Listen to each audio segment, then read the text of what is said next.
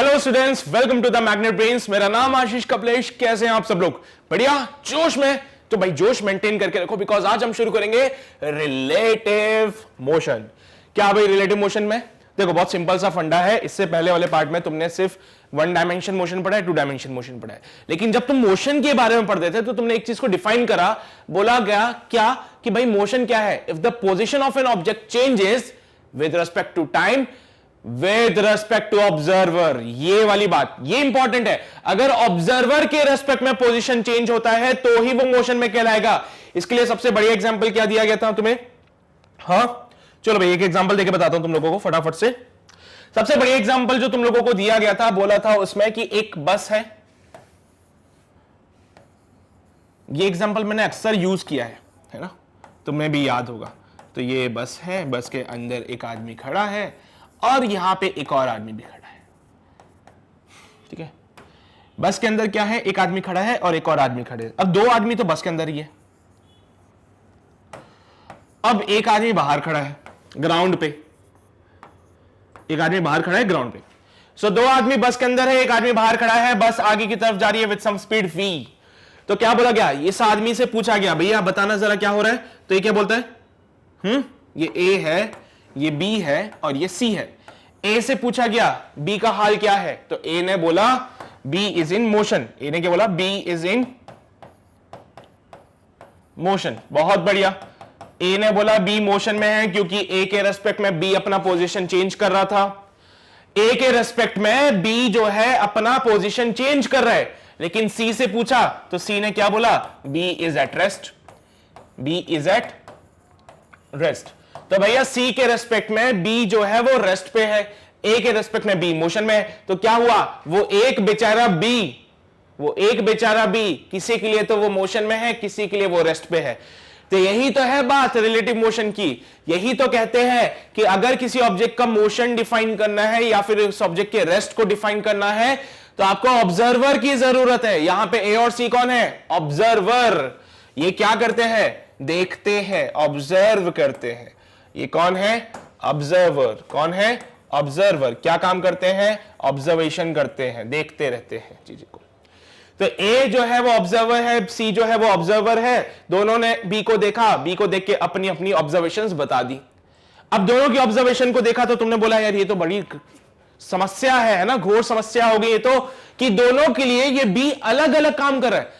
A के लिए वो रेस्ट और मोशन में है, C के लिए वो रेस्ट पे है। ये कैसे हो गया यार? तो इसी चीज को समझाने के लिए एक चीज इंट्रोड्यूस की गई जिसको कि हम बोलते हैं frame of reference. Frame of reference. ये फ्रेम ऑफ रेफरेंस क्या है? तो इसको डिफाइन किया गया, बोला गया कि भैया frame of reference is the place जहां से हम ऑब्जर्वेशन को करते हैं।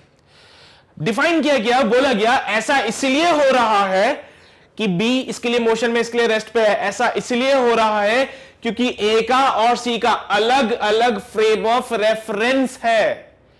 A और C दोनों का फ्रेम ऑफ रेफरेंस अलग अलग है। बोला गया फ्रेम ऑफ रेफरेंस क्या होता है, तो इसको डिफाइन करते हैं। तो फ्रेम ऑफ रेफरेंस को डिफाइन किया गया, बोला गया frame of reference is nothing but a Cartesian coordinate system. वही कार्टेशियन कोऑर्डिनेट सिस्टम है, लेकिन इस कार्टेशियन कोऑर्डिनेट सिस्टम में एक घड़ी लगा दो। और इस कार्टेशियन कोऑर्डिनेट सिस्टम में क्या करोगे? एक घड़ी लगा दोगे बस। तो फ्रेम ऑफ रेफरेंस क्या है? वही Cartesian coordinate system with a watch, sorry with a clock. ठीक है, वॉच नहीं क्लॉक। तो यही हमारा कार्टेशियन कोऑर्डिनेट सिस्टम होता, सॉरी फ्रेम ऑफ रेफरेंस होता है। तो भाई क्या काम करता है ये? इससे क्या फायदा मिलेगा? इससे क्या होगा मैं बताता हूं। इससे क्या होगा वो मैं बताता हूं। फ्रेम ऑफ रेफरेंस की कहानी बहुत सिंपल है, तुम्हें समझ आने के लिए मैं एक चीज कर देता हूं। यहां पे A का फ्रेम ऑफ रेफरेंस बनाता हूं। A का फ्रेम ऑफ रेफरेंस बनाने के लिए A का कार्टेशियन कोऑर्डिनेट सिस्टम बना दीजिए। ये रहा x एक्सिस, ये रहा y एक्सिस। समझ गए? ये क्या है? A का फ्रेम ऑफ रेफरेंस है। क्या बोले भैया? ऐसा इसलिए होता है क्योंकि दोनों का अलग अलग फ्रेम ऑफ रेफरेंस है। क्या बोलते हैं? फ्रेम ऑफ रेफरेंस क्या है? ये वो जगह है जहां से ऑब्जर्वेशन की जाती है। ये वो जगह है जहां से ऑब्जर्वेशन की जाती है।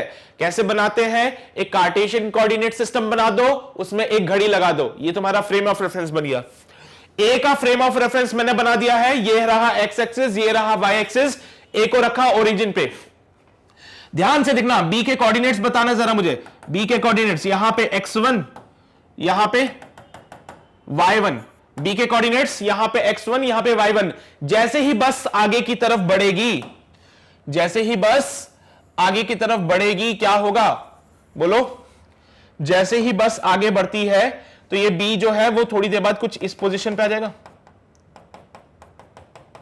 बस आगे बढ़ गई, हाँ सर, बस जो है हमारी वो आगे की तरफ बढ़ गई। बस अगर आगे बढ़ जाती है तो ये आदमी आगे जाएगा, यहां पे पहुंच जाएगा बी हमारा। हाँ सर, ये बस क्या हुआ, आगे की तरफ बढ़ी तो ये बी वाला आदमी आगे बढ़ गया। अब उसके कोऑर्डिनेट्स बताना। सर ये देखो, ये वाला कोऑर्डिनेट तो अभी भी y1 है, लेकिन यहां वाला कोऑर्डिनेट उसका चेंज हो गया है, x2 हो गया है। क्या हुआ भाई? देखो भाई, वही बातें हैं जो हमारे पास y कोऑर्डिनेट था, ये बस जो है अब वो आगे बढ़ चुकी है। बस अगर आगे बढ़ी तो ये जो आदमी था वो भी बस के साथ आगे बढ़ गया, वो आदमी भी बस के साथ आगे बढ़ गया। अगर वो आदमी बस के साथ आगे बढ़ता है तो आदमी का y कोऑर्डिनेट तो फिक्स है अभी भी, पहले भी y1 कोऑर्डिनेट था, आज भी y1 है, लेकिन देखो जरा x कोऑर्डिनेट उसका चेंज हो गया है। और क्या बोलते हैं, if the position of an object, if position of an object changes with time,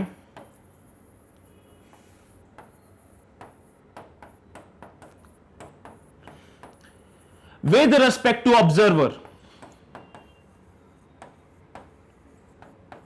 then object is in motion, object is in motion। तो ऑब्जेक्ट क्या होता है, मोशन में होता है। तो जरा देखो यहां पे ए ने क्या बोला था बी को देख के, ए ने बी को देखा, बोला बी मोशन में है। कैसे बोला उसने? तो हमने क्या बोला, ए के रेस्पेक्ट में बी का पोजीशन चेंज हो रहा है। कैसे बोला उसने? ए के रेस्पेक्ट में बी का पोजीशन चेंज हो रहा है। अगर ए के रेस्पेक्ट में बी का पोजीशन चेंज हो जाता है तो वो जो है बी मोशन में है। If the position of an object changes with time, अरे वो घड़ी इसलिए तो लगाई है तुमने कार्टेशियन कोऑर्डिनेट सिस्टम में, ये घड़ी के साथ तुम क्या करोगे, टाइम देखते रहोगे। समय के साथ अगर किसी का पोजीशन चेंज होता जाए तो वो ऑब्जेक्ट मोशन में कहलाता है। तभी तो ए ने बोला था बी किस में है, मोशन में। नहीं समझे? समझ गए ना अब तो ये रहा ए का फ्रेम ऑफ रेफरेंस। ये क्या है, ए का फ्रेम ऑफ रेफरेंस। इस फ्रेम ऑफ रेफरेंस को देखो और जरा देखो, क्या इस फ्रेम ऑफ रेफरेंस के हिसाब से बी का पोजीशन चेंज हो रहा है? हाँ, इस फ्रेम ऑफ रेफरेंस में बी का पोजीशन चेंज हो रहा है, इसलिए ए ने क्या बोला, बी मोशन में है। लेकिन सी क्यों बोलता है रेस्ट पे है? तो आओ सी का भी बना देते हैं फ्रेम ऑफ रेफरेंस। सी का भी फ्रेम ऑफ रेफरेंस बनाते हैं। सी और बी दोनों बस के अंदर थे, तो ये रही बस, ये रहा बी, ये रहा सी। सी का जरा फ्रेम ऑफ रेफरेंस बनाए तो क्या बनेगा जरा देखना।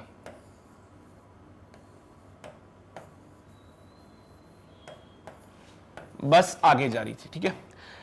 ये है बी, ये है सी। सी का फ्रेम ऑफ रेफरेंस बनाने जा रहा हूं मैं, तो यहां पे बन गए ये एक्स एक्सिस, एक मिनट रुको, यहां पे बन गया एक्स एक्सिस, यहां पे बन गया वाई एक्सिस, ठीक है। अब ध्यान से देखना, अब ध्यान से देखना, बी का पोजीशन सी के लिए ये वाला है। सी ने बी को देखा, उसने बोला इसके जो पोजीशन है भैया वो यहां पे है, एक्स एक्सिस पे खड़ा है, वाई कोऑर्डिनेट नहीं है इसका कोई भी। अब क्या होगा, बी जो है बस के साथ आगे जाता है with some velocity v। Obvious सी बात है, अगर तुम किसी बस में बैठे हो तो तुम्हारे पास भी वही स्पीड है जो बस के पास है ना। तो अगर ये बी बस के अंदर है और बस अगर आगे जाती है, स्पीड भी डिफाइन कर देता हूं मैं तुम लोगों के लिए। तो मान लीजिए 15 किलोमीटर पर आवर से, तो ये जो ये है बी वाला पर्सन वो भी आगे की तरफ जाएगा 15 किलोमीटर पर आवर से। हाँ बिल्कुल।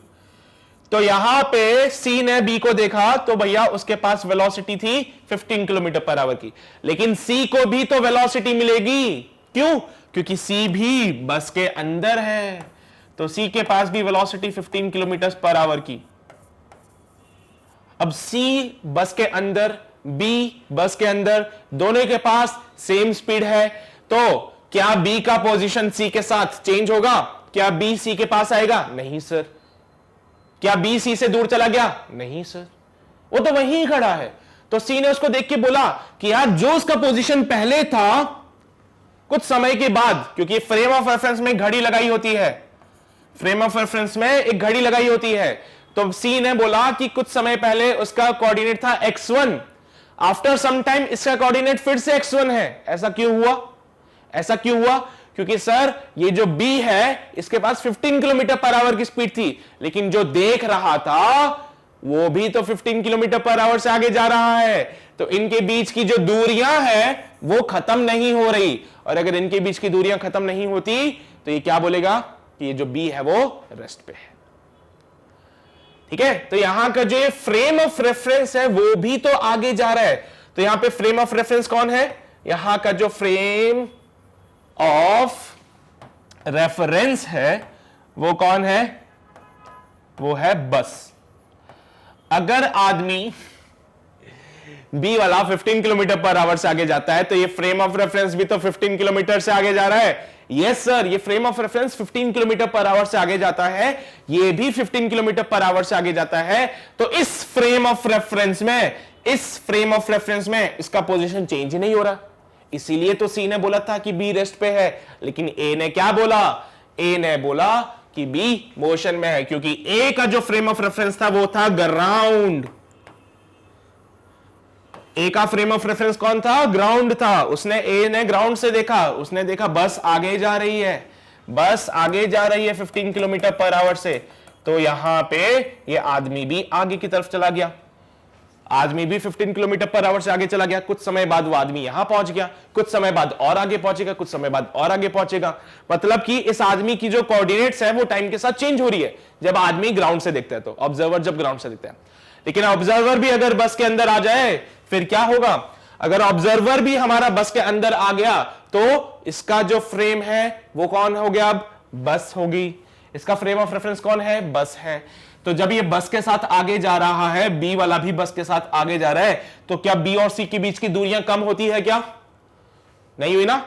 बी और सी के बीच में दूरियां कम हुई क्या? नहीं। दूरियां बढ़ गई क्या? नहीं बढ़ी। जब ना तो दोनों के बीच का डिस्टेंस कम हुआ ना ही बढ़ा, तो कैसे बोल सकते हो बी का पोजीशन चेंज हुआ? तो सी ने देखा, बोला यार बी पहले x1 पे था, आज भी वो x1 पे ही है। सी ने बी को देखा, बोला पहले ये x1 पे था, आज भी x1 पे ही है, इसीलिए हमने क्या बोल दिया कि बी जो है रेस्ट पे है। तो सी क्या बोलता है? सी बोलता है बी इज एट रेस्ट। तो उम्मीद करता हूं फ्रेम ऑफ रेफरेंस की कहानी तुम्हें क्लियर हो रही होगी। तो फ्रेम ऑफ रेफरेंस क्या है? वो जगह जहां से खड़े होके तुम लोग देखते हो। और एग्जांपल लूं क्या? आ जाओ भाई, और एग्जांपल देखो। रेलवे प्लेटफॉर्म पे जब तुम खड़े होते हो और यहां पे ट्रेन होती है, ठीक है, अब तुम थोड़ा भावना समझ जाना है ट्रेन को देख के ना, ठीक है, यहां पे चुक चुक वाली ट्रेन बना ले। तो क्या होगा? तुम यहां प्लेटफॉर्म पे खड़े हो, थोड़ा अलग से बना लो, जगह ही नहीं बची। तुम यहां प्लेटफॉर्म पे खड़े हो, ठीक है, प्लेटफॉर्म थोड़ा पीछे के, अब सही है। और ये आदमी ट्रेन के अंदर खड़ा है। तो यहां पे फ्रेम ऑफ रेफरेंस क्या है तुम्हारा? तुम्हारा फ्रेम ऑफ रेफरेंस है ग्राउंड, क्योंकि प्लेटफॉर्म कहां होता है? ग्राउंड पे। सामने वाले का फ्रेम ऑफ रेफरेंस क्या है? ट्रेन, क्योंकि वो ट्रेन के अंदर है। तो जहां से भी तुम देखते हो, क्या बोले? जहां से भी तुम देखते हो वही तुम्हारा फ्रेम ऑफ रेफरेंस कहलाता है। जहां से तुम ऑब्जर्वेशन करते हो वही तुम्हारा फ्रेम ऑफ रेफरेंस कहलाता है। तो ध्यान रखना इस बात को, ठीक है? समझ गए ना? पक्का ना? कोई दिक्कत तो नहीं है ना? तो जहां से भी तुम देखोगे वो तुम्हारा फ्रेम ऑफ रेफरेंस है। अगर तुम ट्रेन के अंदर खड़े होकर इस आदमी को देखते हो तो तुम्हारा फ्रेम ऑफ रेफरेंस ट्रेन है। अगर तुम प्लेटफॉर्म पे खड़े होकर इस आदमी को देखते हो तो तुम्हारा फ्रेम ऑफ रेफरेंस प्लेटफॉर्म है। समझे ना? तुम्हारे लिए आदमी आगे जा रहा है क्योंकि ये ट्रेन आगे बढ़ रही है। इसको भी समझना बहुत ज्यादा इंपॉर्टेंट है। तुम्हारे लिए ये आदमी आगे जा रहा है बिकॉज ट्रेन आगे जा रही है। उस आदमी के लिए तुम पीछे जा रहे हो, उस आदमी के लिए तुम पीछे जा रहे हो। तो तुम क्या बोलोगे कि वो आदमी मोशन में है, आगे जा रहा है। वो आदमी क्या बोलेगा? तुम मोशन में हो, पीछे जा रहे हो। तो ये वाली बात भी ध्यान रखो, ठीक है? तो भाई एक ऐसा फ्रेम जो कि रेस्ट पे नहीं है, एक ऐसा फ्रेम जो कि रेस्ट पे नहीं है, उसको बोलते हैं नॉन इनर्शियल फ्रेम। इसको क्या बोलोगे? Non inertial frame. एक ऐसा फ्रेम जो कि मूव कर रहा है, जो एक्सेलरेट कर रहा है। अभी आगे बढ़ोगे तो एक्सेलरेशन के बारे में भी समझाऊंगा, बट अभी के लिए बस इतना नोट करो, एक ऐसा फ्रेम जो कि चल रहा है तो वो होता है नॉन इनर्शियल फ्रेम।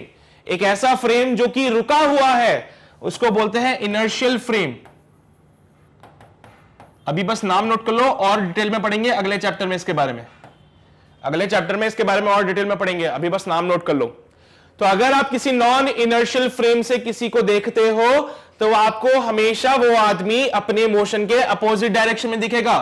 तुम ट्रेन पे बैठे हो और अगर किसी आदमी को देखते हो जो प्लेटफॉर्म पे खड़ा है तो तुम्हें वो आदमी पीछे जाता हुआ दिखेगा, क्योंकि तुम्हारी ट्रेन आगे चल रही है। तो ये वाली कहानी भी ध्यान रखना। तो तुम्हारे रेस्पेक्ट में वो मोशन में है, उसके रेस्पेक्ट में तुम मोशन में हो। समझ गए बात क्या है? तुम्हारे रेस्पेक्ट में वो मोशन में है, कहां जा रहा है? आगे। उसके रेस्पेक्ट में तुम मोशन में हो, कहां जा रहे हो? पीछे। तो ये बात को ध्यान रखना। तो ये भी है भैया हमारी रिलेटिव की कहानी। तो रिलेटिव मोशन के बारे में समझ आई ना बातें? क्या है रिलेटिव के बारे में?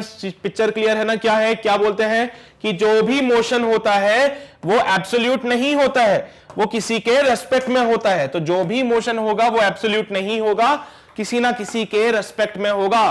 तो मोशन और रेस्ट कभी भी एब्सोल्यूट नहीं होते हैं। एब्सोल्यूट मोशन का कोई मतलब नहीं है।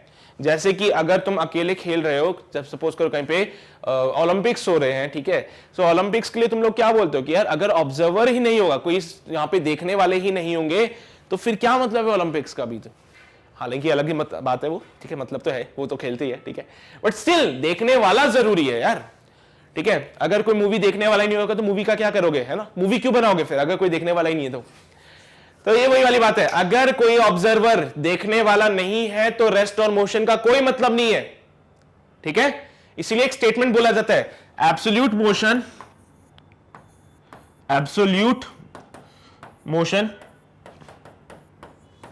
Has no meaning. Absolute motion has no meaning, यही बात बोली जाती है। मोशन बोलोगे, बोलो भैया मोशन कर रहा है, अरे क्या मोशन कर रहा है, पहले दबाओ तो सही, किसके रेस्पेक्ट में है वो, ये बताना बहुत जरूरी है किसके रेस्पेक्ट में। तो ये है कहानी रिलेटिव मोशन की। तो उम्मीद करता हूं फील तो आया होगा थोड़ा बहुत, ठीक है। तो फील तो आया ही होगा तुम लोगों को क्या बोलते हैं रेस्ट और मोशन की कहानी में। ए के लिए बी है मोशन में, सी के लिए बी है रेस्ट पे, लेकिन यहां पे देखा तो एक दोनों के लिए ये दोनों मोशन में ही है। क्यों? क्योंकि यहां पे रिलेटिव मोशन का कॉन्सेप्ट आता है। तो समझ गए ना बातें, समझ गए ना बातें। पहला वाला केस जिसमें ग्राउंड से कोई बंदा बस वाले को देखता है तो उसके लिए वो मोशन में है। दूसरा वाला केस जिसमें बस वाले बंदा बस वाले को देखता है तो वो भी क्या है, रेस्ट पे है। तीसरा केस जिसमें बंदा ग्राउंड पे खड़ा होकर ट्रेन वाले को देखता है तो ट्रेन वाला आगे जाता हुआ दिखता है, ट्रेन वाला बंदा ग्राउंड वाले को देखता है तो वो पीछे जाता हुआ दिखता है। तो ये सारे केसेस मैंने डिफाइन कर दिया रिलेटिव मोशन के। उम्मीद करता हूं थोड़ी बहुत बातें समझ आई होगी। सारा खेल नजरिए का है, तुम देखते कैसे हो, ठीक है। हाँ तो आ जाओ फटाफट से, let's see the relative motion. यहां पे भी वही चीज हो रही है, देखो इसके लिए ये आगे की तरफ जा रहा है लेकिन इसके लिए ये पीछे की तरफ जा रही होगी। ये तुमने हाईवे पे भी फील किया होगा, जब तुम हाईवे में चलते हो तो एक कार जब तुम्हें ओवरटेक करके आगे निकल जाती है तो तुम्हें वो कार आगे जाते हुए दिखती है, लेकिन जब तुम्हारी कार किसी को ओवरटेक करती है तो तुम्हें वो कार पीछे जाती हुई दिखती है। ध्यान रखना इस बात को, ठीक है। सो this is all about the relative motion. तो सबसे पहले हम वन डायमेंशन मोशन को डील कर लेते हैं। कैसे डिफाइन करना है, रिलेटिव वेलोसिटी डिफाइन करनी है एक्चुअली हम लोगों को, ठीक है। जब भी हम वन डायमेंशनल मोशन की बात करेंगे वहां पे हमें रिलेटिव वेलोसिटीज को डिफाइन करना है। ओवरऑल पूरी picture relative velocities, relative acceleration पे डिपेंड करेगी यहां पे। तो ये सारी बातें तो समझिए ना। ये जो जैसे ग्राउंड पे खड़ा होकर इसको बोल रहा है यू आर मूविंग, ये बोल रहा है नहीं नहीं मैं तो रुका हूं, बेवकूफ है तो, इसको कुछ पता नहीं है, वे बोले जा रहा है मैं मूव कर रहा हूं, मैं तो रेस्ट पे हूं, मैं तो रेस्ट पे हूं। उसने बोला नहीं मैं रेस्ट पे हूं, ये मूव कर रहा है। एक और सबसे गंदी आदत हर एक ऑब्जर्वर की है कि वो हमेशा खुद को रेस्ट पे मानता है। ऑब्जर्वर की सबसे गंदी आदत कि वो खुद को रेस्ट पे मानता है। इसने खुद को रेस्ट पे माना तो इसने बोला ये आगे की तरफ जा रही है, इसने खुद को रेस्ट पे माना तो इसने बोला ये पीछे की तरफ जा रही है। तो हर एक ऑब्जर्वर अपने आप को हमेशा रेस्ट पे ही मानता है। इसके लिए नाम दे दो इनको, अरे इनके तो नाम ही नहीं है, ए और बी। ए के लिए बी आगे जा रहा है, बी के लिए ए पीछे जा रही है। तो भैया समझ चल यहां पे क्या बातें हैं। तो हर कोई ऑब्जर्वर खुद को हमेशा रेस्ट पे मानता है। ये बी, इसने भी खुद को रेस्ट पे माना था। ये ए, ये भी खुद को रेस्ट पे मानता है। तुम लोग खुद को रेस्ट पे मानते हो, तभी तो तुम बोल रहे हो कि मैं इधर जा रहा हूं। अब क्या बोलोगे? अब आप इधर जा रहे हो। मेरे लिए तुम लोग रेस्ट पे हो क्योंकि मुझे तुम पीछे जाते हुए दिख रहे हो, है ना? तो ये वाली बात है, तुम्हारे लिए मैं मोशन में हूं, मेरे लिए तुम मोशन में, क्योंकि तुम पीछे जा रहे हो और मैं आगे जा रहा हूं। तो मुझे ये नहीं पता थोड़ा सा लोचा है यहां पे, ध्यान से सुना ना। तो ये वाली बहुत इंपॉर्टेंट है समझना कि हर कोई ऑब्जर्वर हमेशा खुद को रेस्ट पे मानता है। हाँ, अब वो अलग बात है तुम सच में ही रेस्ट पे हो, तुम बढ़िया आराम से बिस्तर पे पड़े हो, मोबाइल चला के बस देख रहे हो। भाई पेन और पेपर निकाल लो, नोट कर लिया करो चीजों को, ठीक है? चलो भाई आ जाओ। सो ये हो गई बातें। अब सबसे पहले हम मोशन इन वन डायमेंशन को डिफाइन करते हैं, जिसमें हम रिलेटिव वेलोसिटी का कॉन्सेप्ट पढ़ेंगे।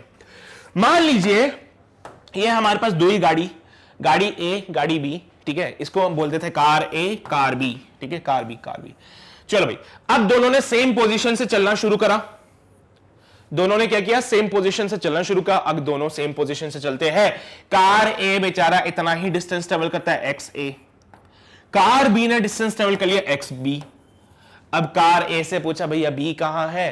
तो कार ए ने बोला बी मेरे से इतना आगे है। क्या बोला ए वाले ने? कि बी वाली गाड़ी मेरे से इतनी आगे है। क्या बोला? देखो, दोनों गाड़ियों ने सेम पोजीशन से चलना शुरू करा। बी वाले ने ये डिस्टेंस कवर कर लिया, ए वाले ने ये डिस्टेंस ट्रेवल किया। ए से पूछा बी कहां पे है? ए ने बोला बी मेरे से इतना डिस्टेंस आगे है। बी से पूछा ए कहां है? बी ने बोला ए मेरे से इतना डिस्टेंस पीछे है। इतना डिस्टेंस क्या है ये? आओ देखते हैं। ये पूरा एक्स बी है, ये एक्स ए है, तो ये एक्स बी माइनस एक्स ए। क्या ये सही बात है? ये पूरा एक्स बी, ये एक्स ए, ये एक्स बी माइनस एक्स ए। बहुत बढ़िया, समझते हो?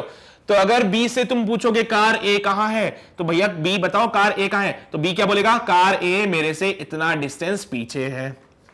क्या बोलेगा? कार ए, कार बी मेरे से इतना डिस्टेंस पीछे है। फिर मैंने कार ए से पूछा भैया कार ए बताओ जरा बी कहां है? तो कार ए ने बोला बी मेरे से ये डिस्टेंस आगे है।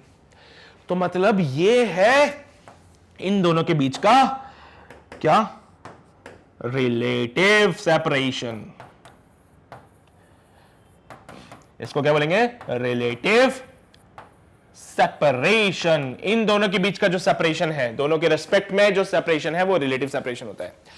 इसको कैसे बोलेंगे? एक्स बी माइनस एक्स ए को कैसे बोलते हैं? बोलने का थोड़ा तरीका भी बता दीजिए। तो इसको लिखेंगे displacement of A with respect to B, या फिर displacement of B as measured from A. A से अगर मेजर किया तो बी का डिस्प्लेसमेंट इतना ही आ रहा है। हाँ, स्टार्टिंग से मेजर करोगे तो बी का डिस्प्लेसमेंट ये आता है, स्टार्टिंग से मेजर करोगे तो ए का डिस्प्लेसमेंट ये आता है, ए से मेजर करोगे तो बी का डिस्प्लेसमेंट ये आएगा ना? बोलो हाँ कि ना? अगर तुम बिल्कुल स्टार्टिंग से मेजर करते हो तो बी का डिस्प्लेसमेंट ये आता है, ए का डिस्प्लेसमेंट ये आता है। लेकिन अगर तुम मेजरमेंट ए से करते हो तो ए से बी का डिस्प्लेसमेंट ये आता है। तो यहां पे लिखेंगे इसको displacement of B as measured from A। इसको क्या लिखोगे? Displacement of B as measured from A। A से मेजर करोगे तो B का डिस्प्लेसमेंट ये आता है। तो यही हमारा रिलेटिव सेपरेशन है। इसको लिखने का तरीका है XBA which is equals to XB minus XA।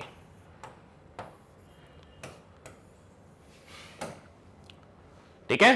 तो क्या बोलोगे? Displacement of B as measured from A। Displacement of B as measured from A, XB minus XA। लिखने का तरीका XB है। क्या बोलोगे? Relative separation between B and A। तो position of B with respect to A, इसको ये भी लिख सकते हो। XBA को क्या लिखेंगे? Position of B with respect to A, XBA है। Position of B with respect to A is XBA। XB minus XA, खत्म, बस यही है। तो ये तो पोजीशन की बात हुई, हमें तो वेलोसिटी से डील करना था ना। ये तो पोजीशन की बात हुई, हमें तो वेलोसिटी से डील करना है। तो वेलोसिटी से क्या डील करें, कैसे करें? आओ बता देता हूं, आओ बताते हैं। ये क्या है? पोजीशन है। इसका डिफरेंशिएशन कर दो with respect to time. So लिखेंगे differentiation, differentiated with respect to time, और जैसे ही टाइम के रेस्पेक्ट में मैंने इसका डिफरेंशिएशन किया तो dx बाई dt वेलोसिटी बनता है। तो given by vba is equals to vb minus va, क्या बोलते हैं इसको, velocity of b with respect to a, displacement of b with respect to a, velocity of b with respect to a। कहानी clear है ना? तो इसको क्या बोलेंगे, displacement of b as measured from a बोल लो, या फिर विद रिस्पेक्ट टू a बोलो। Displacement of b with respect to a, velocity of b with respect to a, vb minus va। Note करो, वेलोसिटी है वेक्टर के साथ बना देना, नोट करो जल्दी से, फिर हम आगे बढ़ेंगे। So vba is vb minus va, velocity of b with respect to a, xba मतलब xb minus xa, displacement of b with respect to a। समझ गए? ये कहानी चल रही है वन डायमेंशन में, अभी हम टू डायमेंशन पे भी आएंगे धीरे धीरे। तो ये तो रिलेटिव वेलोसिटी निकाली है वन डायमेंशन में, अभी टू डायमेंशन पे भी आएंगे, थोड़ा सा सब्र करो। कर लिया नोट? आ जाओ भाई। तो ये तो कहानी हो गई हमारे पास में रिलेटिव वेलोसिटी की। अब आ जाओ वेलोसिटी इन टू डायमेंशन में। अगर मैं बोलता हूं रिलेटिव वेलोसिटी इन वन डायमेंशन, इसका मतलब यह है कि तुम्हें क्या करना पड़ेगा, एक मिनट रुको, इसका मतलब यह है कि तुम्हें एक काम करना पड़ेगा। वो काम क्या है वो मैं तुम्हें बता देता हूं।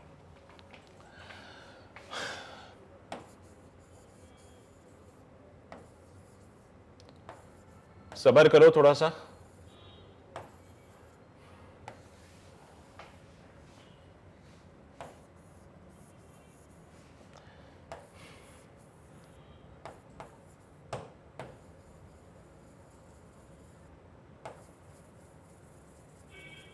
ठीक है, तो अरे हवा में चल रही है,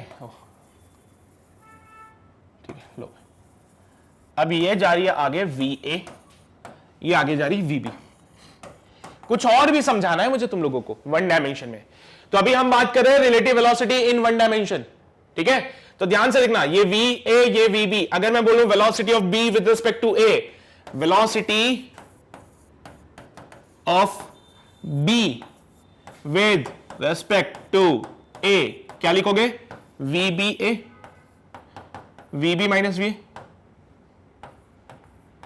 अगर मैं बोलूं velocity of A with respect to B, तो क्या लिखोगे, VAB, VA माइनस VB। तो ये वाला पार्ट तो पहले नोट करो, पहले बहुत बेसिक है ये, तो ये तो बहुत ज्यादा बेसिक है, velocity of A with respect to B, तो ये बहुत बेसिक है, पहले तो ये नोट कर लो, VAB, VA माइनस VB। इसके बाद एक बहुत इंपॉर्टेंट चीज बताने वाला हूं, ठीक है, उसको नोट करेंगे। पहले नोट करो फटाफट से, दोनों सेम डायरेक्शन में जा रहे हैं, ये वाली कहानी है पहले। चलिए भाई कर लिया। अब एक सिचुएशन में चेंज करता हूं, थोड़ा सा सिचुएशन में चेंज करते हैं। मान लेते ये जो कार B है इधर आ रही है उल्टा कैसे आ रही है, ठीक है, रिवर्स में जा रही है गाड़ी, ठीक है। तो मान लीजिए ये A वाली कार उधर जा रही है, B वाली कार इधर जा रही है, अब दोनों अपोजिट डायरेक्शन में है। मैंने क्या बोला है कि जब भी कहानी वेलोसिटी की होगी, मेक श्योर आपको विद द साइन पुट करना पड़ेगा। और जब भी हम वन डायमेंशन मोशन की बात करते हैं तो यहां पे आई कैप जे कैप नहीं चलता है। वन डायमेंशन मोशन में कोई एक कोऑर्डिनेट फिक्स होता है, तो सिर्फ पॉजिटिव और नेगेटिव को ही डील करते हैं। तो इधर वाला साइड पॉजिटिव होगा, इधर वाला साइड नेगेटिव होगा। इसके अलावा हमें पता है पूरा काम एक्स एक्सिस पे चल रहा है, तो हमें वही चलाना है।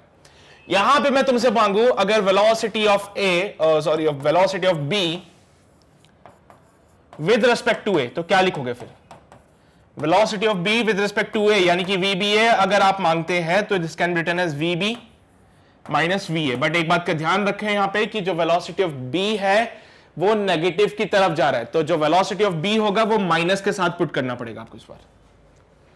समझे बात को? तो अगर मैं तुमसे मांगता हूं velocity of B with respect to A, तो ये हो जाएगा minus of VB minus VA। अगर मैं तुमसे बोलता हूं velocity of A with respect to B, velocity of A with respect to B, तो VAB होगा ये, तो VAB को लिखेंगे VA माइनस का VB, क्योंकि वेलोसिटी ऑफ B जो है वो नेगेटिव की तरफ जा चुकी है, तो ये बन जाएगा VA plus VB, VA plus VB। तो एक बात को ध्यान रखना है, यहां पे भी क्या बनेगा, minus of VA VB plus VA। तो एक बात का ध्यान रखो, अगर दोनों की वेलोसिटी सेम डायरेक्शन में है तो माइनस होगी वेलोसिटीज में। अगर दोनों की डायरेक्शन अपोजिट में है तो यहां पे वेलोसिटीज ऐड ऑन हो जाएगी। याद रहेगी बातें? यहां पे इसका वी बी और वी ए बी मैं ब्लू वाला पहले वाले केस का उधर ही बना देता हूं, ठीक है। तो अगर यहां पे दो वेलोसिटीज सेम डायरेक्शन में है तो रिलेटिव निकालने के लिए माइनस का करोगे। अगर दो वेलोसिटीज अपोजिट में है तो वेलोसिटीज, रिलेटिव वेलोसिटीज जो होती है वो ऐड हो जाती है। और यही वजह है कि जब तुम ट्रेन में ट्रैवल करते हो और एक ट्रेन जब क्रॉस करती है तो वो दूसरी वाली ट्रेन की स्पीड बहुत ज्यादा लगती है। तुम लोगों को देखा है चीज? तुम बढ़िया ट्रेन में जा रहे हो तो मस्ती से, और वहां सामने से एकदम कैसे फगाट से ट्रेन आती है एकदम बढ़िया मस्त स्पीड से, तो तुम लोग डर भी जाते हो कभी कभार, तो ठीक है। तो यही चीज बोल रहा हूं मैं, यही चीज बोल रहा हूं। तो क्यों ऐसा हुआ? बिकॉज तुम्हारी ट्रेन की स्पीड और सामने वाली ट्रेन की स्पीड दोनों एड ऑन हो गई है। यहां पे क्या हो गया? तुम्हारे ट्रेन की स्पीड और सामने वाले की ट्रेन की स्पीड ऐड हो गई। इसकी वजह से क्या होता है, वो ऐसा लगता है बहुत जोर स्पीड से आ रही है वो सामने वाली ट्रेन, ठीक है। सो यहां पे अपोजिट डायरेक्शन में रिलेटिव वेलोसिटीज ऐड ऑन होगी और सेम डायरेक्शन में रिलेटिव वेलोसिटीज माइनस होगी। समझ तो नहीं बात? ये बस इतना सा समझाना था। वन डायमेंशन में इससे ज्यादा कुछ भी नहीं है। वन डायमेंशन में इतनी सी बातें अगर तुम्हें समझ आती है तो बहुत अच्छी बात है, बाकी तो फिर हम आगे बढ़ेंगे जी, टू डायमेंशन मोशन पे आ जाएंगे। जल्दी से नोट कर लो इसको भी, रेड वाला पार्ट कर लिया नोट? पक्का? चलो भाई, बहुत बढ़िया। अब आ जाओ velocity in two dimension. Relative velocity in two dimension में दो केसेस आते हैं। पहला होता है रिवर और रेन मैन प्रॉब्लम, या फिर बहुत अलग अलग नाम से आते हैं इसके, ठीक है। और दूसरा केस आता है रिवर बोट प्रॉब्लम। तो यहां पे एक केस होगा रिवर बोट प्रॉब्लम का रुको एक मिनट, कलर दिखेगा नहीं तुम लोगों को। एक केस होता है रिवर बोट प्रॉब्लम,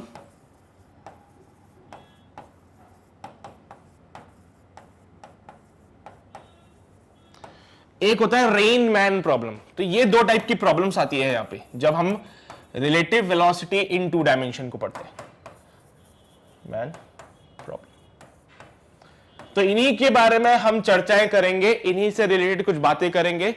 से पहले हो गया है relative motion in one dimension, अब आ रहे हैं relative motion in two dimension पे, ठीक है। सो टू डायमेंशन को जब हम सॉल्व करते हैं तो सबसे पहले हम सॉल्व करेंगे रेनमैन प्रॉब्लम को, उसके बाद आएंगे रिवर बोट प्रॉब्लम पे। तो रेनमैन प्रॉब्लम में क्या है वो चीजें देख लेते हैं फटाफट से। एक आदमी जब बारिश में चलता है तो उसको अपना अम्ब्रेला टिल्ट करना पड़ता है, ये बात तो तुम भी समझते हो।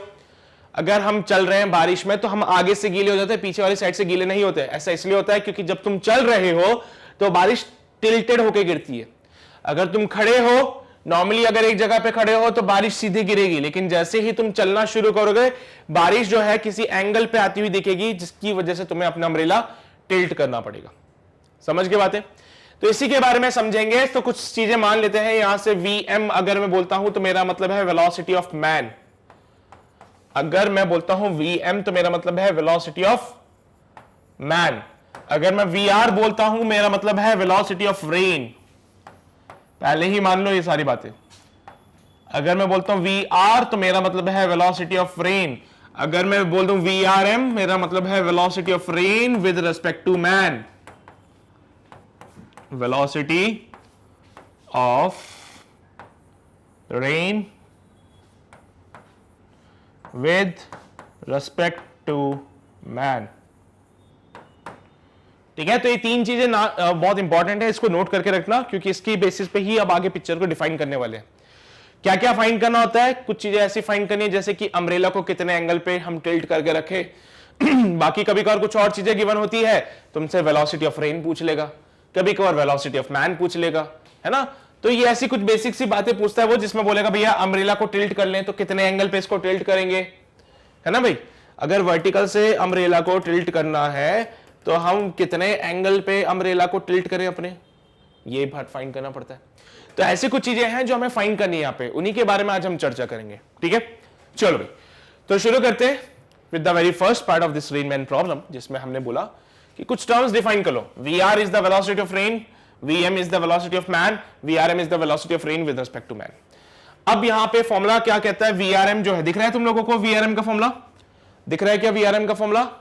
क्या बोलेंगे? That Vrm vector is equals to Vr vector minus का Vm वेक्टर। अब मैंने क्या बोला? टू डायमेंशन है तो प्लस माइनस की पिक्चर मत लगाना यहां पे, क्योंकि दोनों की डायरेक्शंस अलग अलग होगी, तो यहां पे आई कैप जे कैप की कहानी चलेगी, ठीक है। तो चलो भाई, इसका एक सिंपल सा सिनेरियो मैं तुम्हें एक्सप्लेन कर देता हूं, सो दैट तुम्हें थोड़ा सा ईज हो जाएगा समझने के लिए।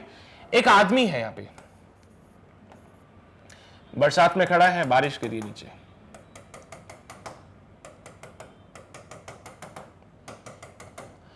तो वेलोसिटी ऑफ रेन कहां आएगा? ये रहा वेलोसिटी ऑफ रेन। अब बारिश होने लगी तो वो क्या करेगा? अपने घर की तरफ भागेगा। तो वो क्या करता है? अपने घर की तरफ भागता है। This is the velocity of man. तो वेलोसिटी ऑफ रेन नीचे है, वेलोसिटी ऑफ मैन उधर है, तो यहां पे वेक्टर साइन के साथ बना देना इनको। ठीक है, हमारा पुराना कार्टेशियन कोऑर्डिनेट सिस्टम फॉलो कर ले। हां कर लो। ये एक्स एक्सिस हो जाएगा, ये वाई एक्सिस हो जाएगा, ये माइनस का एक्स एक्सिस है, ये माइनस का वाई एक्सिस है। ठीक है, हमारा आदमी यहां खड़ा था बेचारा, बारिश में भीग रहा था। फिर उसको किसी ने बोला भैया बारिश हो रही है, घर चले जाओ अपने। फिर उसके दिमाग में आया, अरे हाँ मैं तो घर चला जाता हूं, तो ये चला गया घर पे।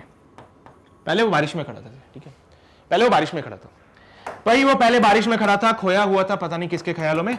फिर उसके बाद किसी ने बोला भैया बारिश हो रही है, घर चला जाओ अपने, क्यों भीग रहे हो? तो वेलोसिटी ऑफ रेन नीचे की तरफ, मतलब वो माइनस वाई में आ रहे। Velocity of man positive pay जा रही है। लेकिन यहां पे बात ध्यान से सुना, अगर मैं बोलूं VRM, तो मेरा मतलब है velocity of rain minus velocity of man. Vector form में बना देना फटाफट से। आदमी कहां जा रहा है? एक्स एक्सिस पे, तो इसका VM वेक्टर कैसे लिखेंगे? VM I cap. Velocity of rain कहां आ रही है? नीचे आ रही है, तो यहां पे माइनस का J कैप लगा देना इसके साथ में VR वेक्टर में। तो वेलोसिटी ऑफ रेन का वेक्टर फॉर्म लिखोगे तो VR minus J cap, velocity of man का वेक्टर लिखोगे तो VM I कैप आएगा। इसको सॉल्व करते हैं, यहां पे इसको सॉल्व करते हैं। तो VRM को कैसे लिखेंगे? ध्यान से देखना, VRM is equals to, VR की जगह लिखूंगा माइनस का J कैप वाला, तो VR minus J cap, VR minus J cap minus VM I cap. ये क्या हुआ सर? ये क्या हुआ? ये I कैप में ये माइनस कैसे आ रहा है? हमें तो माइनस वाला सिखाया नहीं था कभी। माइनस वाला तो हमें कभी सिखाया नहीं, हमें तो वेक्टर एडिशन आता है, सब्ट्रैक्शन तो आता नहीं है। तो याद करो, बोला गया था तुम लोगों से कि अगर माइनस आ जाए तो इसको ऐसे लिख देना कि VRM वेक्टर में is equal to VR minus का J cap plus VM minus का I कैप। अच्छा हाँ, ये काम कर सकते हैं। तो ये माइनस को मैंने उधर भेज दिया और यहां पे प्लस का लगा दिया, क्या फर्क पड़ता है यार उससे? तो क्या बोलेंगे? VR minus J cap plus VM minus I cap. तो माइनस का J कैप इधर है, माइनस का M कैप इधर है। आ जाओ फटाफट से यहां समझा देते हैं सारी बात।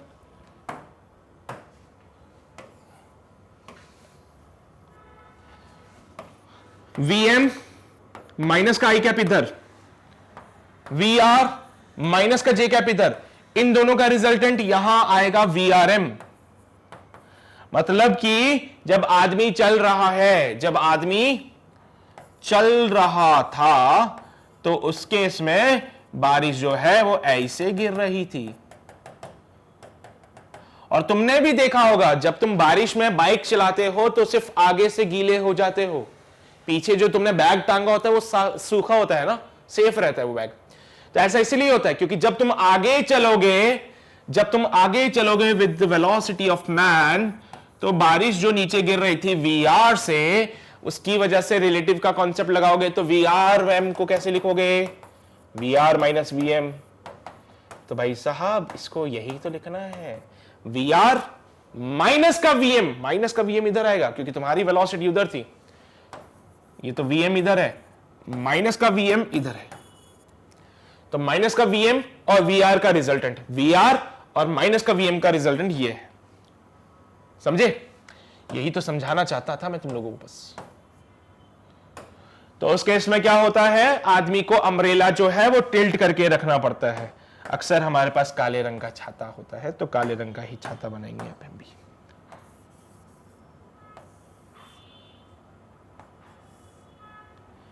उसने क्या किया? बारिश से बचने के लिए छाता रखा किसी एंगल थीटा पे। कितने एंगल पे उसको अपना अम्ब्रेला टिल्ट करना पड़ेगा वो भी तो फाइंड करके बताओ। कितने एंगल पे उसको अपना अम्ब्रेला टिल्ट करना पड़ेगा? तो ये रही वर्टिकल, वेलोसिटी ऑफ रेन इसी डायरेक्शन में थी, वेलोसिटी ऑफ मैन इस डायरेक्शन में था, पर हमने VRM किया तो VR माइनस VM हुआ, तो माइनस का VM इधर आ जाएगा, इन दोनों का रिजल्टेंट इधर हुआ। यानी कि आदमी जब चलता है तो उसके रेस्पेक्ट में रेन इस डायरेक्शन में आ रही है। कौन से डायरेक्शन में आ रही है? इस डायरेक्शन में। तो अपना अम्ब्रेला ऐसे रख लेता है, at an angle of theta. Theta find करें, कैसे करेंगे सर थीटा फाइंड? देखो जरा, इस VR को थोड़ा एक्सटेंड कर दो पीछे, इस VRM को मैंने एक्सटेंड कर दिया पीछे, VRM इधर जो है उसको एक्सटेंड कर दिया पीछे। अम्ब्रेला मुझे बारिश से बचने के लिए लगाना है, तो ये एंगल थीटा, तो ये एंगल भी थीटा। अम्ब्रेला को मैं बारिश से बचने के लिए लगाता हूं, तो ये एंगल थीटा है, तो ये एंगल भी थीटा हो जाएगा। अब तुम थोड़ा सा परेशान मत हो जाना कि सर ये क्या हुआ, अम्ब्रेला इधर कैसे आ गया। दो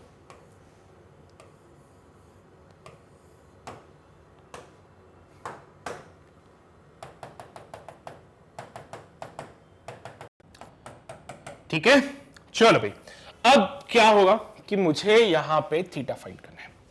कैसे करेंगे? वेक्टर का पैरेलल शिफ्टिंग जानते हो तुम लोग, है ना? तो VR जो है हमारा वो नीचे की तरफ है। हाँ, VR हमारे पास नीचे की तरफ है। फिर VM ये आ गया इधर, ये गोला मिटाओ पहले तो। VM ये आ गया नीचे की तरफ, इसको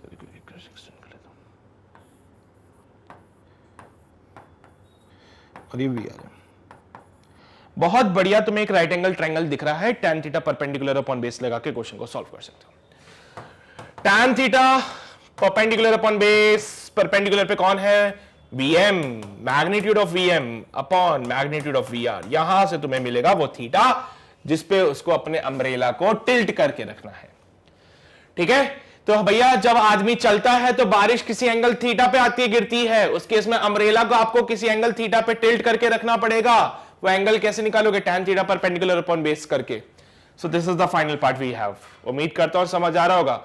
आदमी खड़ा है, बारिश सीधी गिरेगी नीचे की तरफ। जब आदमी चलता है तो बारिश टिल्टेड होके गिरती है, यहां पे कितने एंगल पे ये निकाल लेंगे, तो उस आदमी को अपना अम्ब्रेला भी उसी एंगल पे रखना पड़ेगा। समझिए बातें? नोट कर लो इसको, नोट कर लो इसको जल्दी से, फिर आगे बढ़ेंगे। कर लिया नोट? पक्का? चलो भाई, अब आ जाओ फटाफट से। ये सारी बातें नोट कर लिए तुम लोगों ने, इसके आगे की बात है हमारे पास। खत्म हो गया क्या ये? एक मिनट रुको। हाँ ठीक, मैग्नीट्यूड निकालने वाला पार्ट तो तुम कर ही लोगे, ठीक है? हाँ, बस इतनी ही बातें थी। tan थीटा निकालना तुम्हें आता है, वो सब मैंने बता दिया, तो ये सारी बातें भी क्लियर हो गई। ठीक है, चलो भाई, इतनी ही बातें थी। मुझे लगा कुछ और भी होगा, बट नहीं है वो। बाकी तो फिर तुम्हें क्या क्वेश्चन करने पड़ेंगे, तो ही जाके चीजें क्लियर होगी। ठीक है, इसके बाद हमारे पास आता है रिवर्स स्विमर प्रॉब्लम या फिर river boat problem. River boat problem बोलो, रिवर मैन प्रॉब्लम बोलो। अरे रेन मैन नहीं है, रिवर मैन है। रिवर या तो स्विमर होगा या फिर रिवर बोट होगा। तो ऐसे वाली प्रॉब्लम्स आती हैं, तो उस केस में कैसे सॉल्व करना है वो देखना। इसमें भी वन डायमेंशन टू डायमेंशन के दो अलग अलग कॉन्सेप्ट्स आते हैं। वन डायमेंशन में बोलता है कि अगर स्विमर आपका स्विम करता है इन द डाउन स्ट्रीम या फिर बोलो अपस्ट्रीम डायरेक्शन, तो पिक्चर अलग बनेगी। रिलेटिव वेलोसिटीज दोनों की क्या होगी? माइनस हो जाएगी। लेकिन अगर स्विमर स्विम करता है इन द अपस्ट्रीम डायरेक्शन, तो क्या होगा? तो फिर अलग सिनेरियो बनेगा। जैसे कि मैं समझा देता हूं। सपोज करो ये नदियां बह रही है ना, नदियां बह रही है। सो जो रिवर फ्लो हो रही है वो इस डायरेक्शन है, तो this is the velocity of river. अगर एक आदमी तैरता हुआ, ठीक है, एक आदमी तैरता हुआ इधर की तरफ जाता है,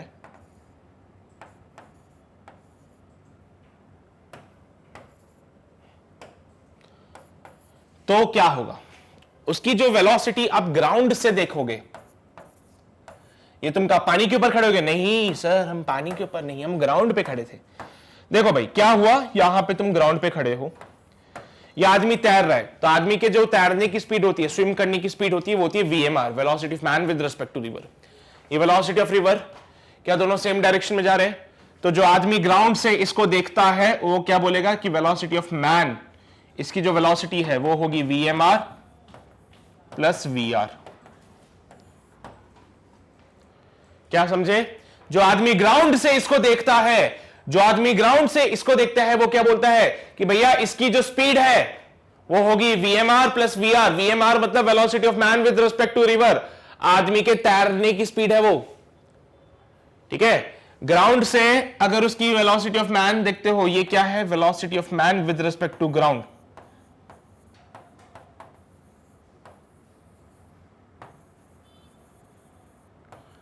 विद रिस्पेक्ट टू ग्राउंड।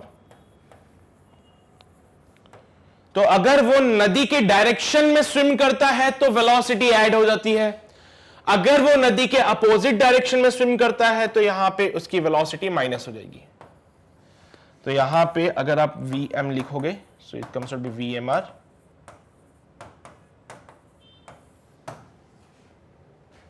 समझ गए? ये जो डायरेक्शन है, जिस डायरेक्शन में नदी जाती है उसको बोलते हैं डाउन स्ट्रीम। जिस डायरेक्शन में नदियां जाती है इसको बोलेंगे डाउन स्ट्रीम। जो डायरेक्शन यहां होती है इसको बोलते हैं अपस्ट्रीम। तो अगर आप लोग नदी के डायरेक्शन में जा रहे हो दैट मींस आप डाउन स्ट्रीम जा रहे हो, अगर नदी के अपोजिट डायरेक्शन में आते हो तो आप अपस्ट्रीम में आ रहे हो। फिर ये अपस्ट्रीम स्विमिंग होती है, वो डाउन स्ट्रीम स्विमिंग होती है। अब आदमी की जगह बोट होगी तो VBR लिख देना, ठीक है। आदमी या तो तैर के जाएगा या फिर बोट में जाएगा। बोट में जाता है तो VBR हो जाएगा, स्विम करके जाता है तो VMR, velocity of man with respect to river, velocity of boat with respect to river. बाकी कहानी सब कुछ सेम है, कुछ भी नहीं है डिफरेंस। तो पहला ये तो वन डायमेंशन के लिए हो गया सॉल्व। 1D के लिए ये चीज डिफाइन होती है क्योंकि वन डायमेंशन में देख रहे हो तुम लोग एक ही एक्सिस पे बातें हो रही है। लेकिन अगर कोई तुमसे बोल दे कि भैया नदी को पार करना है, नदी को पार करना है, तो तुम्हारे पास रिवर जा रही है इस डायरेक्शन में, रिवर जा रही है इस डायरेक्शन में, तुम्हें स्विम करना है इस डायरेक्शन में, तो ये 2 डायमेंशन का केस हो जाता है। तो अब हम बात करेंगे 2 डायमेंशन के केस की। अब हम किसकी बात करेंगे? 2 डायमेंशन के केस की। ये तो 1 डायमेंशन का हो गया, तो इसमें लिख लेना यहां पे क्या, ये वाली पिक्चर चलेगी डाउन स्ट्रीम के लिए,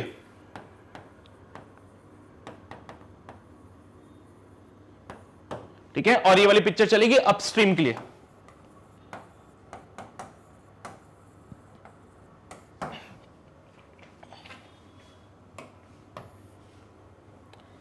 ठीक है, समझ गए बात है? नोट के लिए बात। अब सिनेरियो चेंज कर रहा हूं, 2 डायमेंशन मोशन पे आता हूं मैं, ठीक है। तो ये वाला पार्ट नोट कर लेना सभी ने, पक्का? तो अब यहां से मैं इसको मिटा रहा हूं और आ रहा हूं 2 डायमेंशन मोशन पे। तो डाउन स्ट्रीम अपस्ट्रीम सब खत्म हो जाती है उस टाइम पे। 2 डायमेंशन मोशन में कोई डाउन स्ट्रीम और अपस्ट्रीम नहीं रहती है। 2 डायमेंशन मोशन में तो अब कहानी ही बदल जाएगी। So now it's time for the 2D motion. 2D motion में क्या होता है? नदियां हमारी बहती हुई जाती है इस डायरेक्शन में, this is the velocity of river. एक आदमी एक किनारे पे खड़ा है, उसको किनारा पार करना है, उसको दूसरे किनारे पे जाना है। तो आदमी खड़ा है A पे, उसको जाना है B पे। तो यहां पे पहला केस आता है टू क्रॉस द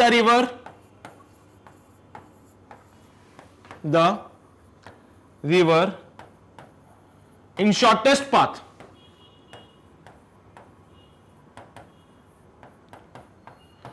भाई सबसे छोटे रास्ते से नदी को पार करना है, सबसे छोटे रास्ते से नदी को पार करना है। तो आदमी तैरना शुरू करता है इधर की तरफ, VMR, velocity of man with respect to river.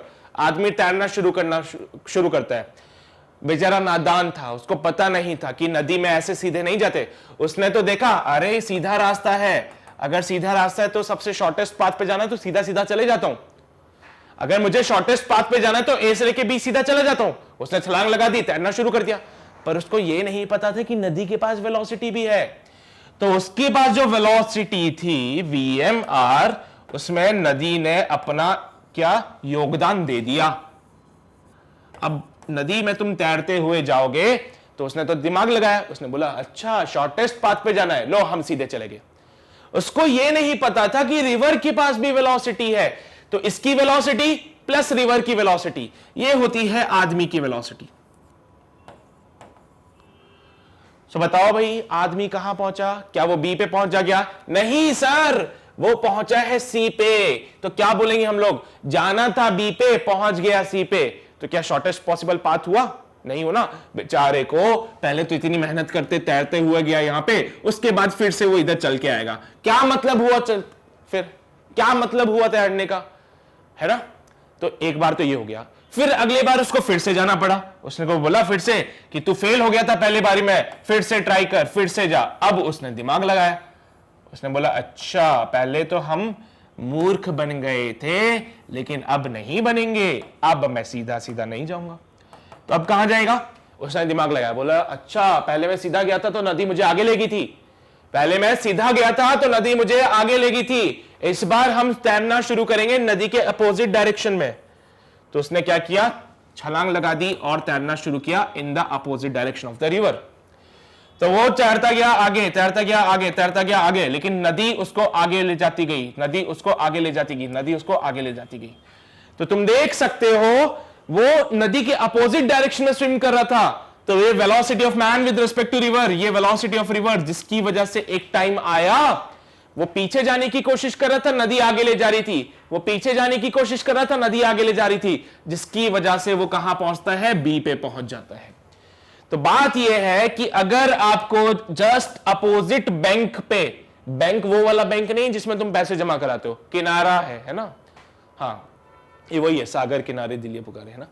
अब क्या हुआ? ए से लेके बी तक जाना है तुम लोगों को, तो तुम सीधा सीधा जाओगे तो नदी आगे ले जाएगी तुम लोगों को। तो तुमने दिमाग लगाया, बोला हम पीछे की तरफ जाएंगे, तो पीछे की तरफ स्विम करने लगे। अब नदी तुम्हें आगे धक्का मार रही है, तुम्हें नदी आगे धक्का मारी, जिसकी वजह से क्या होता है? तुम बी पे पहुंच जाते हो, ऐसे तैरते तैरते ऐसे जाते हो, ऐसे जाते हो, ऐसे पहुंच जाते हो। ठीक है, तो हम पहुंच गए बी पॉइंट पे, बहुत बढ़िया, हमें अपोजिट जस्ट अपोजिट पॉइंट पे पहुंचना था, हम पहुंच गए। तो भाई बताओ जरा कितने एंगल पे तुमने स्विम किया? बता दो, ताकि अगली बार हम लोग भी वही एंगल को कंसीडर करेंगे फिर। हाँ, कितने एंगल पे तुमने स्विम करना शुरू किया? बता दो जरा, ताकि हम भी उसी एंगल पे स्विम करेंगे, ताकि जस्ट अपोजिट पॉइंट पे पहुंच जाए। तो ये थीटा फाइंड करने का, अपने को क्या फाइंड करने का? थीटा फाइंड करने का। कैसे फाइंड करें? थोड़ा एक काम करते हैं, वीएमआर को थोड़ा सा बड़ा बना लेते हैं, ताकि एक बड़ा मस्त वाला ट्राइंगल बन जाएगा इसमें।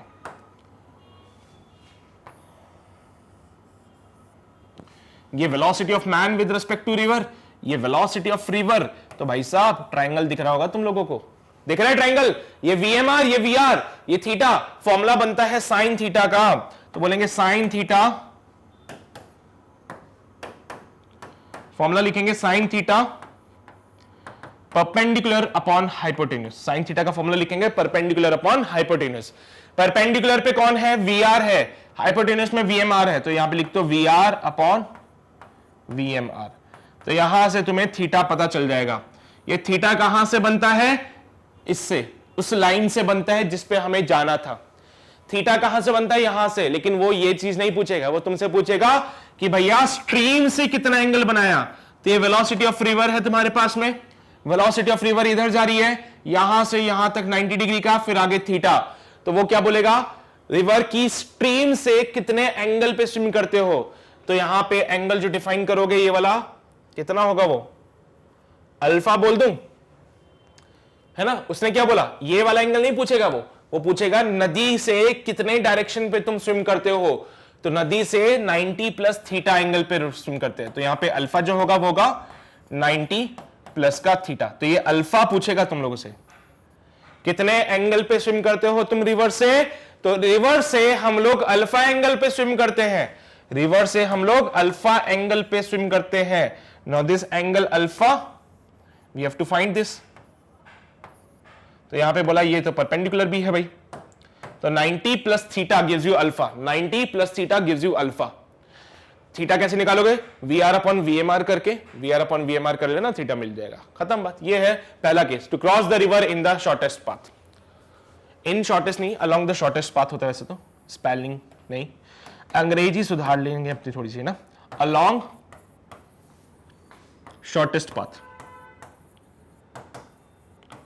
तो भाई सबसे छोटे रास्ते से जाना है तो क्या करोगे तुम? क्या करोगे? नदी के अपोजिट डायरेक्शन में स्विम करना शुरू कर दोगे। तो रिवर के फ्लो से कितना एंगल बनाया? अल्फा एंगल पे स्विम करेंगे। रिवर के फ्लो से अल्फा एंगल पे स्विम करेंगे, and this alpha given by 90 plus theta, यानी कि 90 ये वाला पार्ट और ये थीटा पार्ट। तो इधर की तरफ जाएंगे हम लोग। तो हम क्या करेंगे, स्विम करेंगे इधर, नदी हमें आगे ले जाएगी, ये हम जा रहे, नदी आगे ले जा रही, आगे ले जा रही, ये कितना टाइम लगता है तुम लोगों को? सो टाइम लगता है डी अपॉन डी, मतलब कितना टाइम लगता है? D upon VMR cos theta.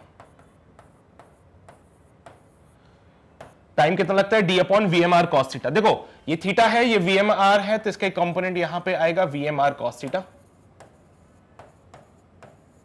सही बात है, VMR का कंपोनेंट VMR cos थीटा, और D बोले तो thickness of this, width of the river, नदी कितनी चौड़ी है ना, नदी की चौड़ाई, D is the width upon VMR का कंपोनेंट cos थीटा वाला।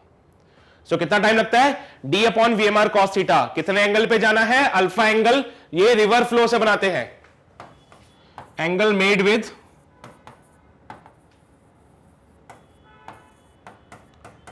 River flow. रिवर का जो फ्लो है उससे कितना एंगल बनाते हैं? अल्फा। और अगर मैं नॉर्मल से बात करूं तो नॉर्मल ये जो हमारे पास अलोंग द विड्थ जो लाइन है उससे थीटा एंगल पे, वो थीटा निकालने का फॉर्मूला ये है। नोट कर लो, पहला केस समझ आया? यही है बस, हाँ यही है बस, ठीक है, ये पहला केस हो गया कंप्लीट। नोट कर लिया तुम लोगों ने? पक्का समझ आई सभी कोई बातें? देख लो एक बार फटाफट से। ठीक है, ये तो तैर रहा बेचारा, तब से तैर रहा है ना, इसको आगे ले चलते। टू क्रॉस अ रिवर, एक तो होता है सबसे छोटा रास्ता चूज करें, cross the river along the shortest possible path, उसकी कंडीशन मैंने बता दी है। दूसरा होता है कि नदी को हम क्रॉस करेंगे in the minimum time. Shortest path के लिए देखो, नदी अगर ऐसे बह रही है तो वो आदमी बेचारा अपोजिट डायरेक्शन में जा रहा है, दिख रहा है? अगर नदी आगे की तरफ आ रही है, नदी आगे की तरफ आ रही है तो वो नदी के अपोजिट डायरेक्शन में जा रहा है, सो दैट वो अपने जस्ट अपोजिट बैंक पे पहुंच सके। ठीक है, at an angle theta with the perpendicular. वो थीटा कितना होता है?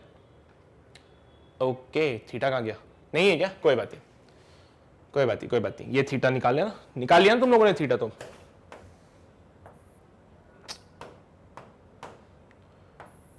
थीटा ये VMR हो गया था, यहां पे जो D है is the width of the river. So यहां पे क्या था? Sine theta equals to VR upon VMR, और फॉर्मूला टाइम का जो था D अपॉन VMR cos थीटा। ये दो फॉर्मूले इंपॉर्टेंट है अपने लिए। दिख रहे हैं ना तुम लोगों को? दिख तो रहे ना तुम लोगों को? पक्का ना? ठीक, हो गया? चलिए भाई, तो ये तो शॉर्टेस्ट पाथ के लिए हो गया। सेकंड केस आता है कि हमें जो नदी को पार करना है वो मिनिमम पॉसिबल टाइम में क्रॉस करना है। तो नदी को पार करेंगे इन मिनिमम पॉसिबल टाइम। तो ये सब हटा दो अब कहानी में से, कहानी में से ये सब हटा दो। To cross the river in minimum time, 2D का ही केस चल रहा है, ठीक है?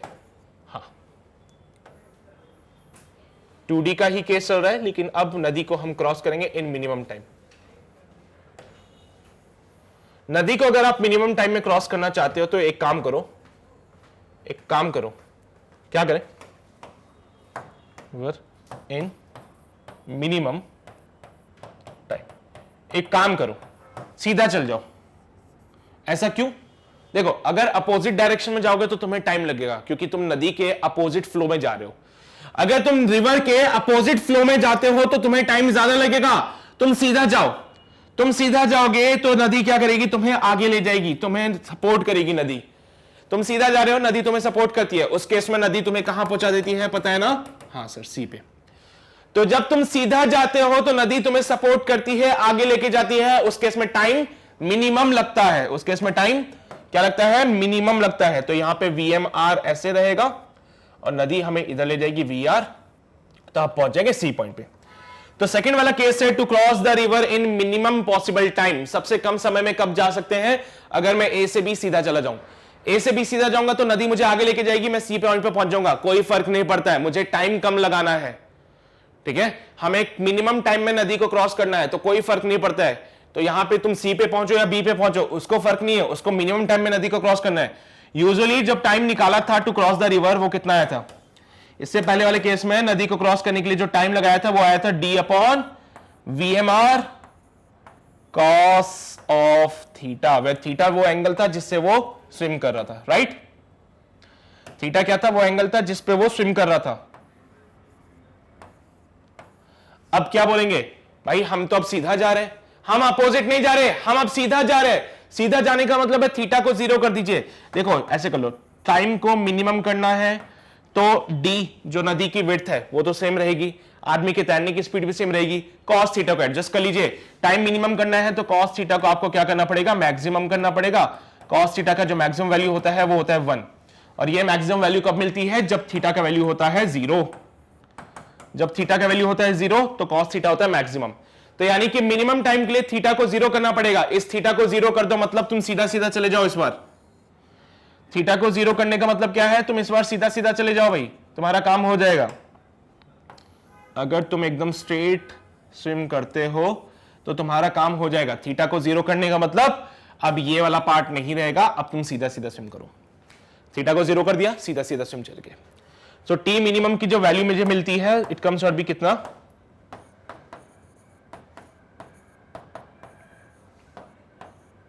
VMR।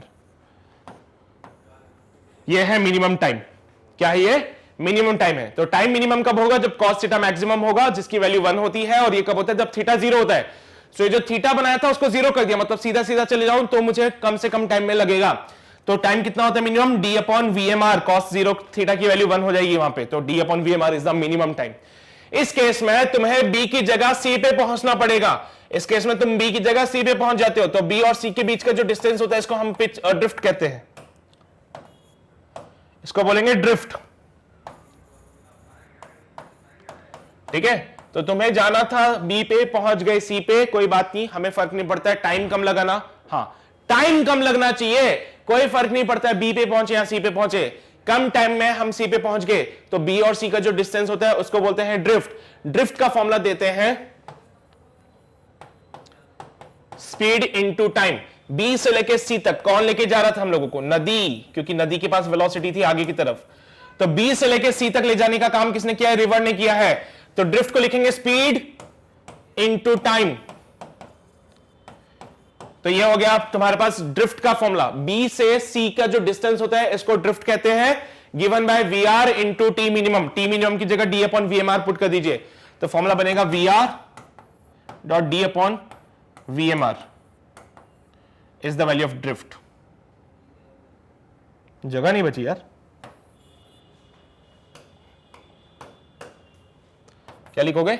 ड्रिफ्ट जो है वो हो जाएगा VR डॉट D अपॉन VMR। नोट कर लो फटाफट से, यही है कुछ बातें।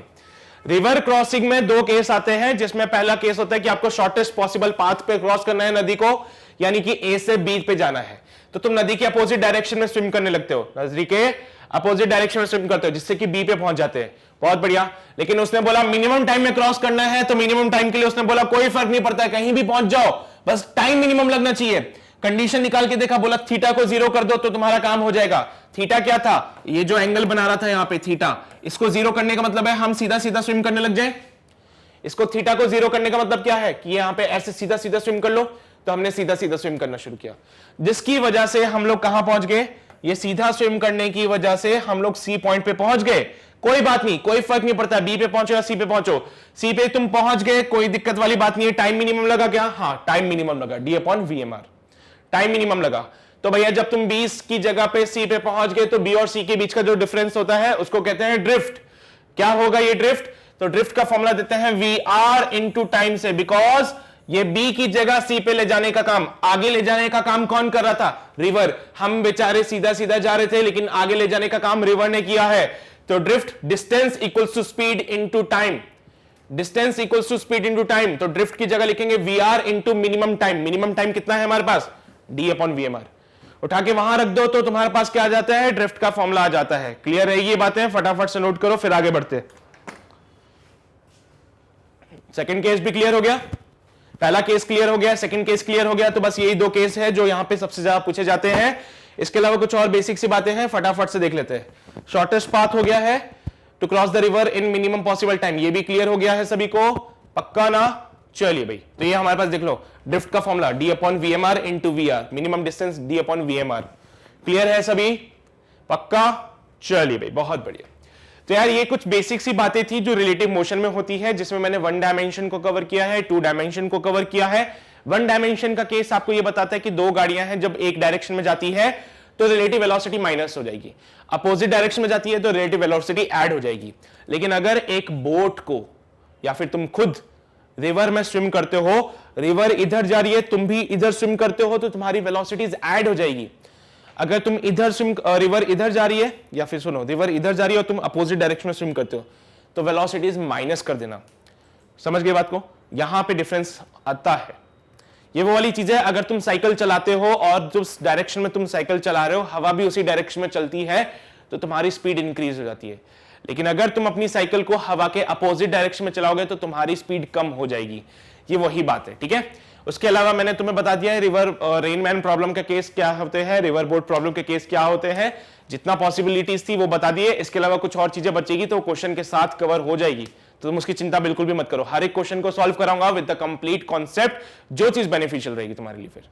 ओके, तो उम्मीद करता हूं सारी बातें तुमने नोट की होगी, बट अगर नहीं की है और अगर वीडियो दोबारा देखना है तो you can join us on the website. Website पे ज्वाइन करोगे तो ज्यादा फायदा रहेगा, बिकॉज यहां पे सारी वीडियोस अरेंज फॉर्मेट में है विद द कंप्लीट डिस्क्रिप्शन, और ये आपका बहुत ज्यादा टाइम बचाएगा, जिससे को आप यूटिलाइज कर सकते हो फर्दर क्वेश्चन सॉल्विंग के लिए, राइट। तो ये सारी चीजें आपको मिलती है अगर आप वेबसाइट पे ज्वाइन करते हो। अपार्ट फ्रॉम दिस, अगर यूट्यूब को कंटिन्यू कर रहे हो, सो डोंट फॉरगेट आपको चैनल को सब्सक्राइब करना है, बेल आइकन को दबाना है, बिकॉज ऐसे बहुत सारे इंपॉर्टेंट नोटिफिकेशंस एंड अपडेट्स हैं आपके एग्जाम के रिलेटेड जो आपको मिलेंगे इस चैनल पे।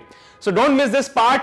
चैनल को सब्सक्राइब करो, बेल आइकन को दबा लो एंड शेयर कर दो भाई। हर एक इस बच्चे तक इस क्वालिटी ऑफ एजुकेशन को पहुंचा दो जिसको सच में इसकी जरूरत है।